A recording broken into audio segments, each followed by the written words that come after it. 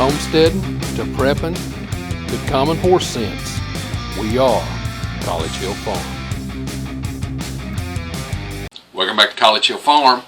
Well, today we're going to talk about gardening by the signs. Now, when I was a kid, my grandmother and grandfather on both sides, mom's mom and dad's mother and father, they both gardened. They all gardened by the signs.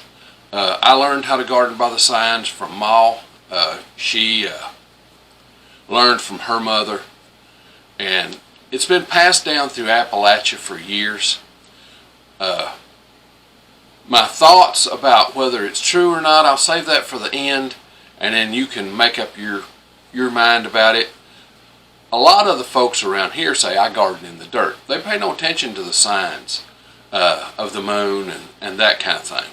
So let's take a look at what gardening by the signs is actually all about. Now, every year my grandfather bought a farmer's almanac. I don't know if it was the old farmer's almanac or just a farmer's almanac, but he bought an almanac. My grandmother, on Mom's mother, she got a little calendar called a Carduai calendar.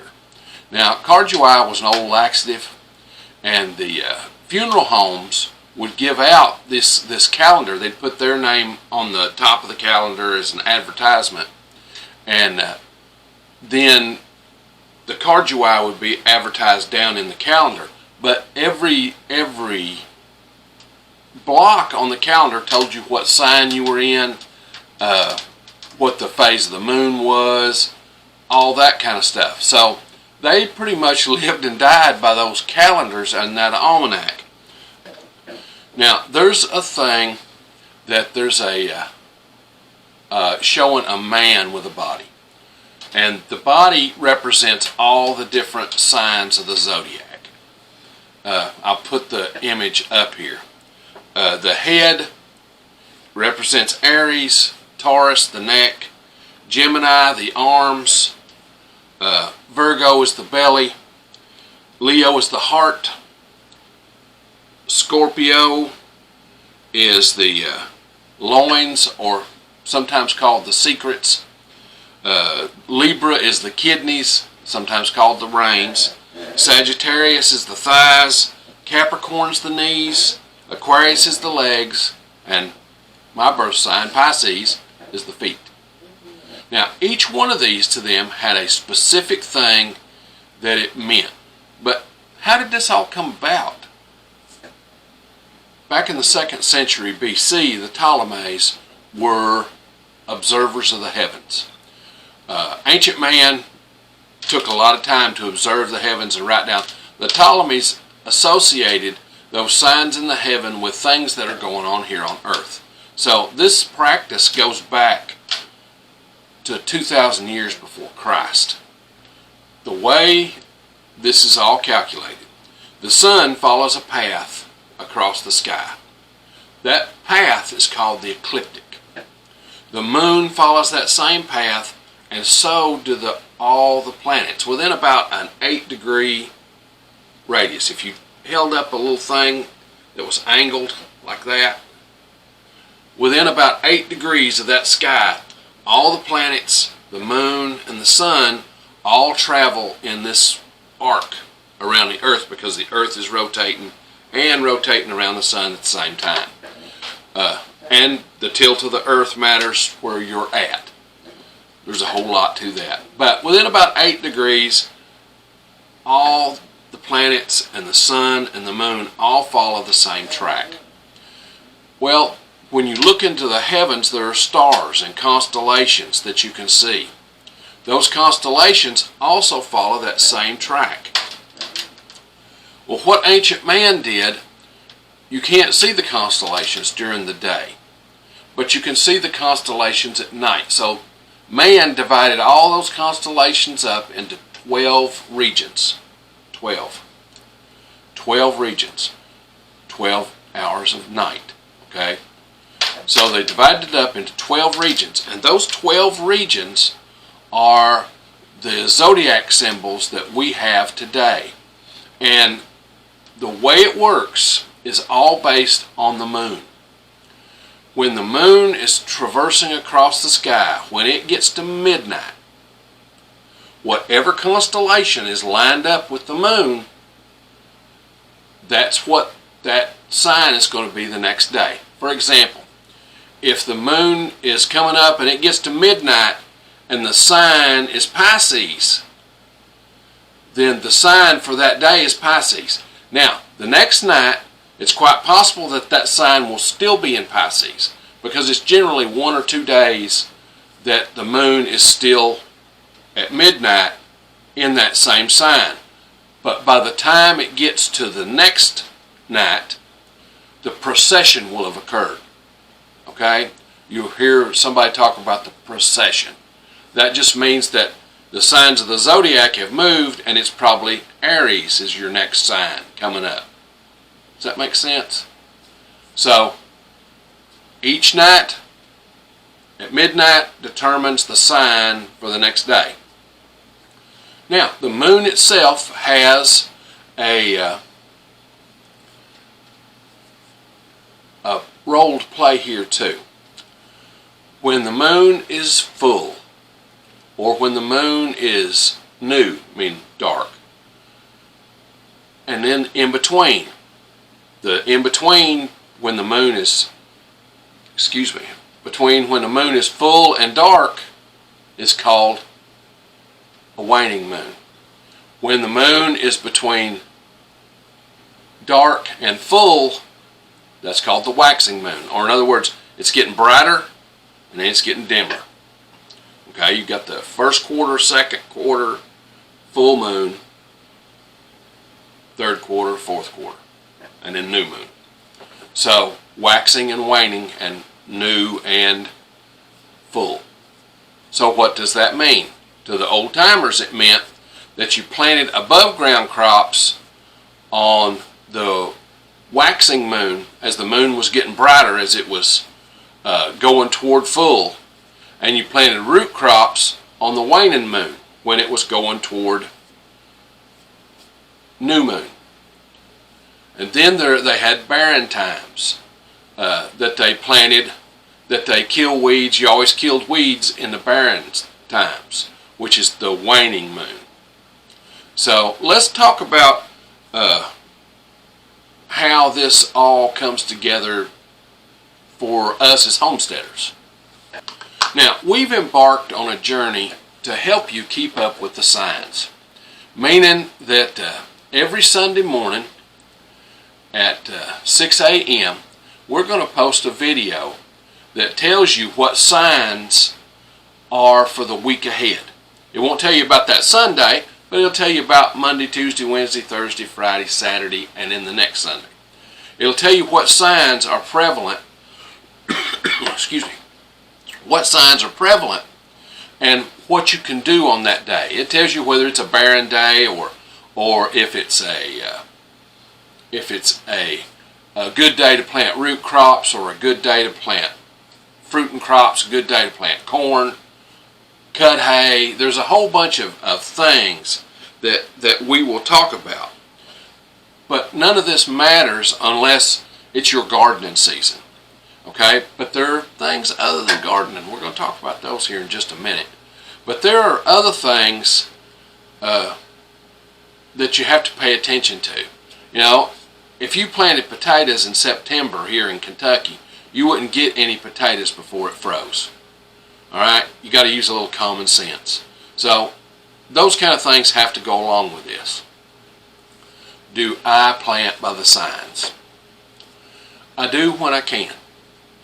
Okay? I don't fret about it if I can't because of the weather, or I can't plow today. I want to plow on barren signs, but if I can't plow because the ground's too wet, I don't fret too much about it. I'll plow on a fruitful sign too, if I have to. But I've found that I have got better harvests. Things were easier to tend if I paid attention to the signs. Is there any science to this? Well, the truth is science can't help us here. There's no science that supports any of the planting by the signs stuff that my Appalachian ancestors took to heart. No science whatsoever. There was one study at Northwestern University. They did a study about plants and the moon phases. They did find that plants absorbed more moisture, more water during the full moon and less water during the new moon. It was a 10-year-long study to see if it held up, and it did. It did, but who knows what that means? Does that mean that the plants did better if they were planted on the full of the moon or on the new of the moon? Or I don't know, and I don't think nobody else knows either. There's no evidence, but what I have is anecdotal evidence. That means what I have observed and had happen on my homestead, and that's been over the last 50-some years. So I have found that if I do things this way, I bet you do too. I don't think that everybody understands that a lot of times they're planting in the signs.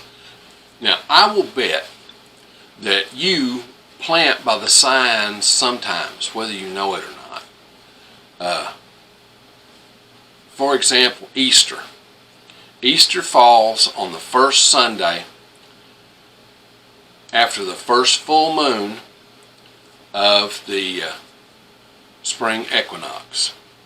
After the spring equinox, March 20th. So, if the full moon falls on March 20th, then Easter falls the next Sunday. If it falls on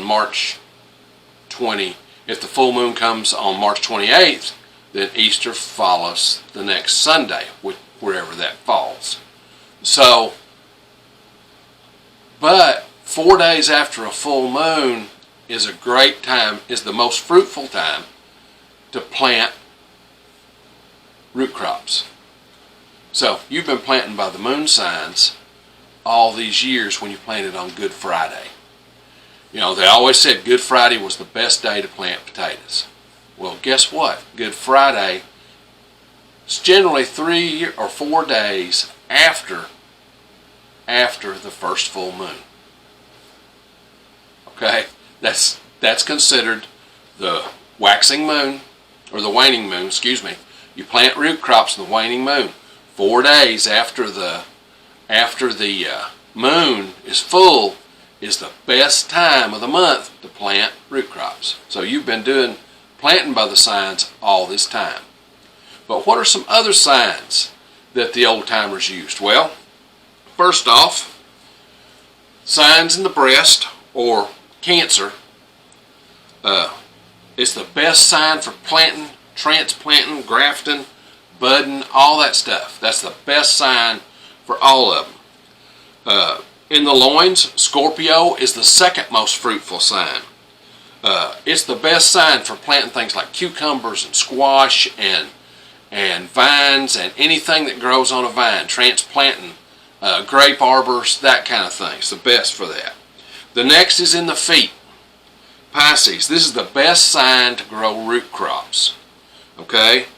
Carrots, onions, beets, turnips, all that. It's the best signs for growing that.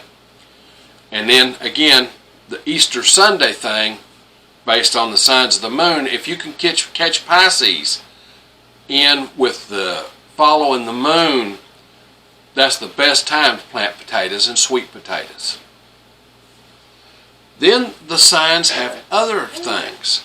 There are also signs that are barren, meaning it's a good time to kill weeds, to cut brush, to prune, to do things like that. The barren signs are the ones Virgo in the belly and Aquarius, the legs, and Gemini in the arms. And some folks say Leo in the heart and in Aries in the head are also barren signs, meaning they're the death signs. But I haven't found that necessarily to always be true. But Virgo is the best sign to plant things that are flowering. Virgo meaning the belly. It's the best sign to plant things in the belly. Now, my grandfather always said that if you plant in Virgo, a plant like potatoes, or a plant like I don't know, peppers, a plant like peppers, if you plant those in Virgo, you get all kinds of blooms and no fruit. Okay? That was what he always said. If you planted in Virgo or you planted in the belly, you got all blooms and no fruit. If you planted your squash or your pumpkins in Virgo, they would have these big, beautiful blooms, no squash. They would put on all male flowers, was what he actually meant. Have I found that to be true? I have had less harvest planting in Virgo. Seems like my harvests are down. Again, anecdotal evidence. Alright. There are a whole bunch of other things that we do on the homestead that the old timers also considered as part of the signs. So let's take a look at that and think about what those were. An example. I'm going to list you off about 10. This video is too short to list all of them. There are hundreds of things about signs that are listed in a whole bunch of different places. Pick you up a Farmer's Almanac. You'll find all kinds of stuff there. The Foxfire books are great. There's all kinds of online resources that talk about gardening by the signs. Some of them contradict maybe some of the things that I've said here. I'm going by what my grandfather taught me and grandmother. They practice this almost religiously. So, number 1, make jams and jellies when the signs are in the thighs or Sagittarius. They set up better. Okay? Won't make just syrup. I like syrup too. Number 2, start projects on the first day of Scorpio or Taurus. It helps you to get done with them quicker. I don't know if that's true or not, but the old timers went by that. Paint sticks better if you paint during Aquarius. That's what my grandfather always said. Always do painting during Aquarius. The paint will stick and won't peel off as easy.